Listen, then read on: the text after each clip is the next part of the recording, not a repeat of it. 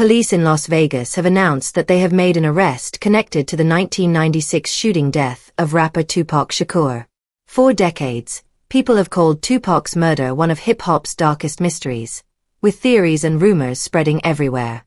Most focus on his last night in Las Vegas, but some now believe the real clue to his death may have been hidden somewhere else entirely, on a private jet that few dared to talk about. This wasn't just any plane ride. It happened only days before Tupac's murder, during a tense trip to New York for the MTV Video Music Awards. The jet belonged to Suge Knight, and according to those close to the situation, the atmosphere on board was anything but celebratory. Normally, Tupac traveled with two of his own security guards for protection.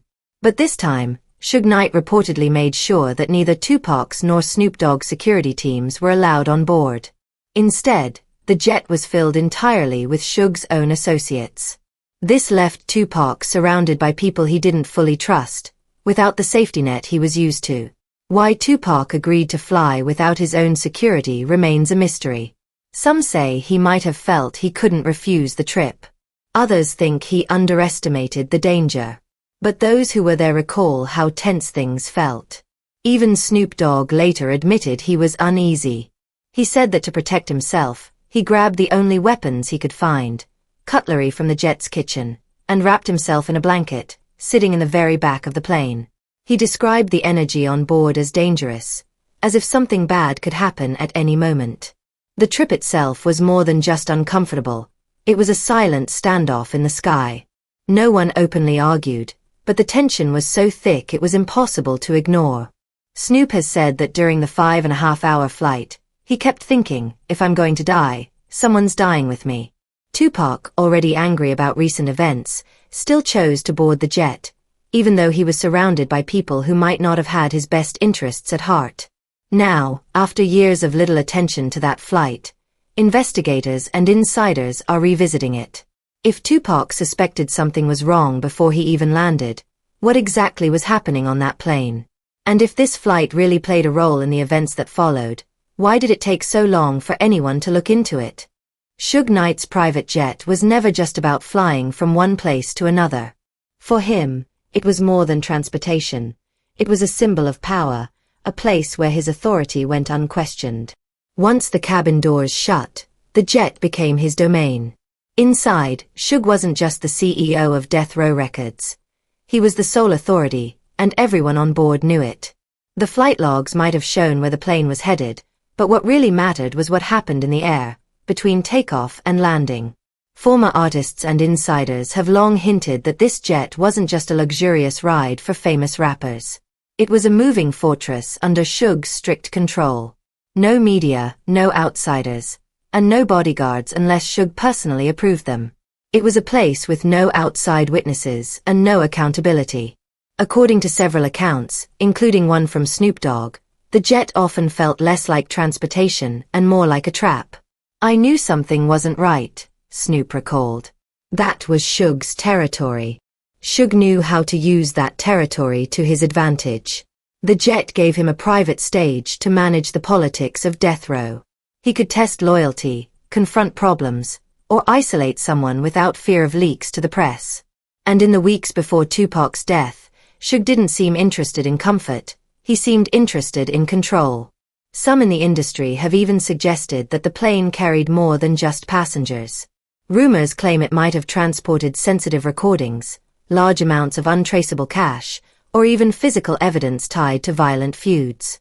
While nothing has been proven, the consistency of these whispers, especially about flights between New York and Las Vegas, has drawn new attention. What's unsettling is that no one ever officially asked what was inside that jet until recently. The secrecy around it raises questions. Why did Suge personally decide who could fly? Why was the plane guarded so closely? If it was just a ride, why did it sometimes feel like a final destination? More and more, it seems that Suge's jet was a controlled environment where people like Tupac could be placed in situations they couldn't easily escape. But the story gets even stranger when it comes to Snoop Dogg's version of events. He has repeatedly told the story of being on a tense flight with Suge and Tupac, armed only with a fork and knife hidden under a blanket for protection. It's a dramatic tale, tense, cinematic, and tragic. But Suge Knight says it never happened. From prison, Suge has said that after a heated argument with Tupac, Snoop refused to travel with them at all. Instead, he claims, Snoop rode in a separate van with the luggage, wanting nothing to do with Tupac or the rest of the death row entourage. Snoop didn't get on that plane, Suge stated plainly. He didn't want to be anywhere near Tupac at that point. Adding to the confusion, Snoop has spoken about the incident many times and even allowed a similar scene to be included in the film All Eyes on Me, where he's shown hiding a knife mid-flight. If Suge is telling the truth, that scene, and Snoop's repeated retellings, are pure fabrication.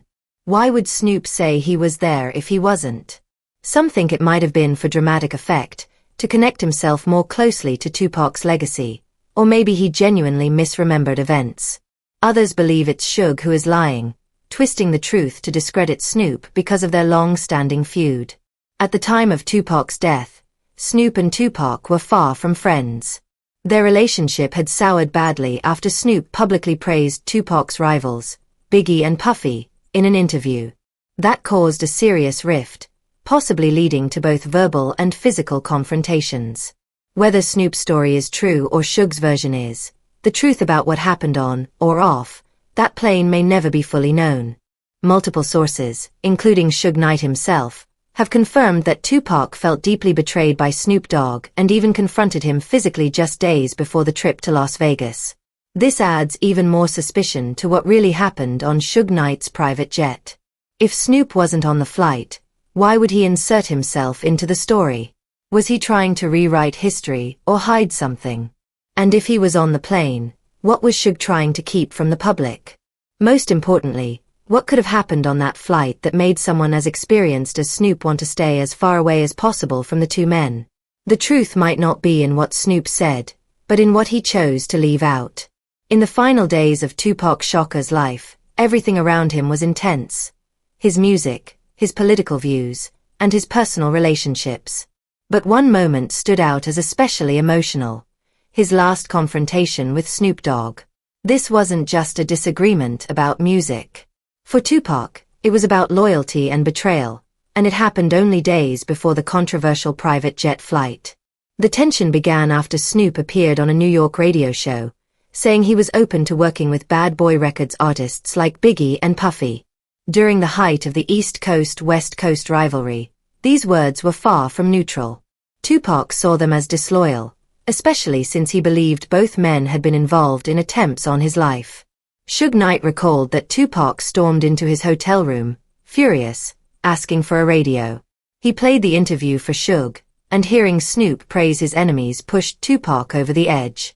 "This fool went on the radio and said, 'Forget me,'" Tupac reportedly said. "I ride for these dudes, I put them on my album, I go to war for them, and he does this." What happened next, according to multiple witnesses, was explosive. Tupac allegedly confronted Snoop in the hotel lobby or near the studio, charging at him in front of Death Row's crew. Snoop ran, Tupac chased, and Suge had to step in, telling them, "You're not doing this here. We'll deal with it in California." That meant the only chance for them to face each other again before Vegas was on that jet. This might explain why Snoop claimed he brought makeshift weapons. It also raises the question, if Suge denies Snoop was ever on board, is he protecting himself, or protecting Tupac's legacy? When a figure as powerful as Snoop Dogg is afraid to step onto a private jet with a man he once called his brother, something irreversible has happened. And when that jet becomes one of the last places Tupac was seen alive and unguarded, it's natural to wonder what happened in that confrontation, and whether the fallout was personal, or part of something much bigger. By the time the death row entourage was ready to leave New York, the mood had shifted. This wasn't just a routine trip home. Something felt broken. Snoop, despite his VIP status, seemed determined to avoid the flight. It wasn't just about staying away from Tupac. It was about avoiding whatever might happen inside that cabin. If Snoop's story is true, he got on the flight because he didn't want to look weak. Tupac boarded as expected, but without his usual security. The cabin was quiet, controlled, and filled only with Suge's trusted associates. Tupac was surrounded by familiar faces, but not all of them were friends anymore. Whether Tupac still saw Suge as an ally is unclear, but one thing is certain. By then, the three men were no longer brothers. Suge later said he told Tupac to save the drama until they were back in Los Angeles. But details about that flight remain a mystery. Some claim Tupac barely spoke. Snoop says he sat far away from them. No photos, no crew testimony, no official records. Just different versions of the story and a silence that's lasted nearly 30 years. Insiders suggest the plane may have been cleared of regular staff, leaving only Suge's people. In that kind of environment, without neutral witnesses, anything could have happened. Some people believe that during that private jet trip, items could have been hidden, messages quietly passed, or deals secretly made. There are theories that something important, maybe a piece of evidence, a warning, or even the motive for what was to come, was locked away inside the jet. If that's true, then the plane wasn't just carrying Tupac back to California. It was also carrying a secret that would remain buried for nearly 30 years. In the months leading up to Tupac's death, Death Row Records had stopped functioning like a regular record label. It was more like a battlefield. What had once been promoted as a tight-knit family of West Coast stars had started to break apart from the inside. Trust was scarce, loyalty was questioned daily, and alliances shifted constantly.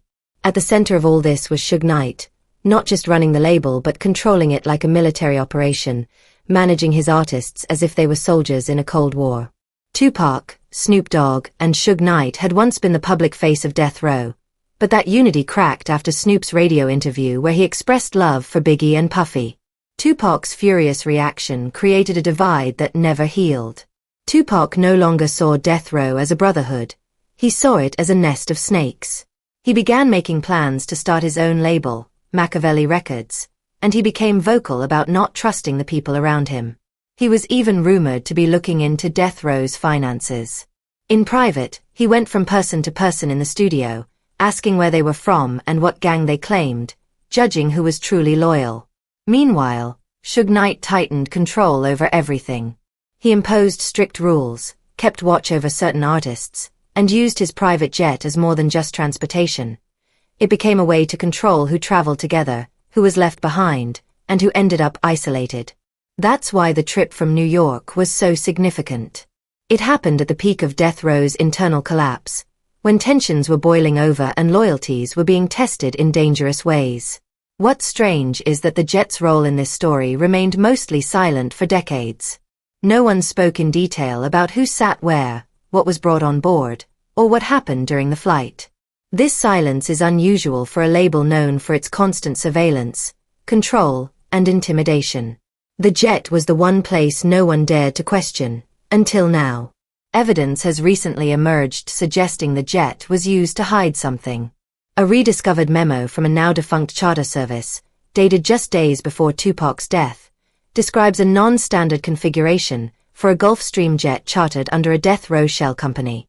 It mentioned a rear compartment that was locked from the inside and kept off-limits to the flight crew for the entire flight. On its own, that might not seem suspicious, but given Suge's history of confiscating items and banning outsiders from private flights, it takes on a darker meaning. Former Death Row engineer Kevin L. recently claimed on a podcast that he heard about a bag being loaded onto Suge's jet in New York that was heavy like steel. He never saw it again. When asked who loaded it, he said it was above my clearance, and that it wasn't music equipment. Another former flight attendant, who worked one charter for Death Row in late 1996, said she was told never to enter the rear cabin, being told, "That part doesn't concern you." She added that she had worked dozens of celebrity flights and had never seen anything like that before or since. These accounts suggest the possibility that the jet was used to transport or hide something directly connected to Tupac's death, something that never appeared on any official manifest. Some believe it could have been a recording, maybe an incriminating conversation Tupac had during the trip. Others think it could have been physical evidence from a planned hit. A few even theorize the jet was meant to serve as a backup location in case something went wrong in Las Vegas, a safe house in the sky that was never needed. What matters most is that there is now documented proof and multiple matching testimonies that something was hidden on that plane. It was not just a setting, it was a tool used to keep something off the books permanently. And now the most shocking part. Recently, during an inspection by a private aviation repossession firm, the long-abandoned jet was opened for a full internal check. What they found inside wasn't definitive proof of what happened, but it was deeply disturbing. During the inspection, experts noticed that the jet's cabin had been deliberately altered. Behind the paneling in the rear galley wall, they discovered a sealed compartment large enough to hide a duffel bag or briefcase. The door to this hidden space had been covered with fresh insulation and fastened with rivets that didn't match the jet's original design. Clear proof that it was intentionally concealed.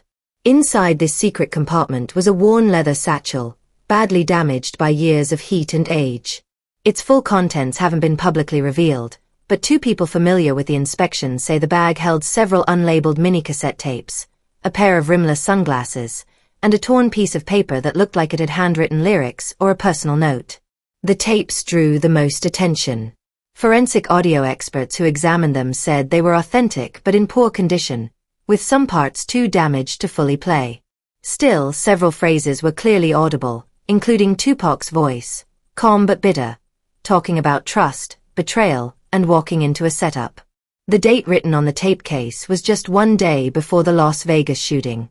While it's not confirmed that the tapes were recorded on the flight from New York to Los Angeles, the timing fits.